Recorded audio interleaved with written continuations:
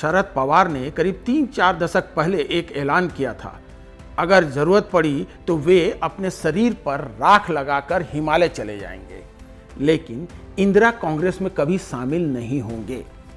हालांकि उसके कुछ सालों बाद यानी 1986 में उन्होंने उन्हीं इंदिरा गांधी के बेटे राजीव गांधी की मौजूदगी में औरंगाबाद में अपनी पूरी पार्टी का कांग्रेस में विलय कर दिया।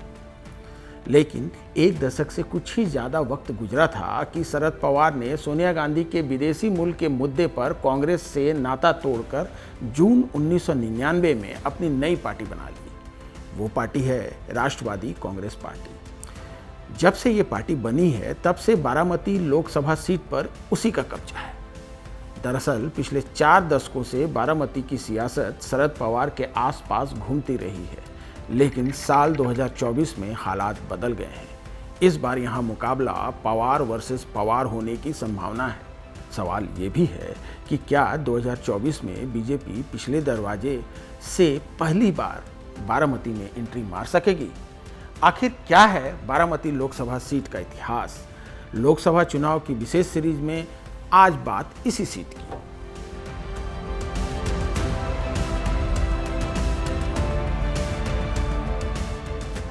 बारामती अपने गन्ने के बागानों के लिए मशहूर है। जहां भी चले जाइए खेतों में गन्ने आपको दिख ही जाएंगे। इसी वजह से यहाँ की सियासत में किसान फैक्टर अहम हो जाता है। खुद शरद पवार भी इसी के दम पर न सिर्फ बारामती बल्कि प्रदेश और देश की सियासत में दम रखते हैं। लेकिन ऐसा हमेशा से नहीं था। बारामती और शरद पवार, या यूं कह लीजिए शरद पवार फैमिली, एक दूसरे की पूरक है। दरअसल बारामती में लहलहाते गन्ने की फसल के पीछे बहुत हद तक शरद पवार का योगदान है, क्योंकि साल 1960 तक बारामती सूखाग्रस्त क्षेत्र था। यहाँ मुश्किल से 300 mm ही बारिश होती थी और गन्ने की खेती के लिए कम से कम 600 mm बारिश की आवश्यकता होती है। ऐसी स्थिति में साल 1980 में शरद पवार ने एग्रीकल्चर डेवलपमेंट ट्रस्ट की नींव रखी। ये ट्रस्ट आज 15 लाख किसानों को कम कीमत में अपनी उपज बढ़ाने की अलग अलग तरह से ट्रेनिंग दे रहा है। बारामती के कृषि विज्ञान केंद्र भी इस इलाके में खेती को बढ़ावा देने में अहम योगदान देते हैं। शरद पवार एंड फैमिली की ताकत इन्हीं किसानों से मिलती है। खैर, सियासी हिसाब किताब बताने से पहले ये जान लीजिए कि बारामती का इतिहास क्या है। इस शहर का लगभग 400 वर्षों का लंबा इतिहास है। यहाँ 2 पुराने मंदिर हैं जिनका निर्माण 750 ईस्वी के आसपास हुआ था। इनमें से एक श्री काशी विश्वेश्वर का मंदिर और दूसरा सिद्धेश्वर मंदिर है। दोनों ही मंदिरों की वास्तुकला बेहद उम्दा है। प्रसिद्ध इतिहासकार डॉक्टर सेजवलकर के मुताबिक निजाम शाह ने साल 1603 में बारामती को मालोजी राजे भोंसले को उपहार में दे दिया था। बाद में ये इलाका छत्रपति शिवाजी महाराज के अधीन आ गया। उस समय इसका प्रशासन दादोजी कोंडदेव के द्वारा किया जाता था। बाद में कुछ वक्त तक ये पूरा इलाका मुगलों के कब्जों में आया, लेकिन बाद में शाहू महाराज ने इसे फिर से जीत लिया। उन्होंने बारामती का प्रभार बाबूजी नाइक को सौंप दिया। वे बेहद अच्छे प्रशासक माने जाते थे। उनके वक्त में बारामती खूब फला फूला। आगे बढ़ने से पहले बारामती की डेमोग्राफी भी समझ लेते हैं। इस लोकसभा सीट के अंदर 6 विधानसभा आती है, जिसमें दौड़, इंदापुर, बारामती, पुरंदर, भोर और खड़कसावला शामिल है।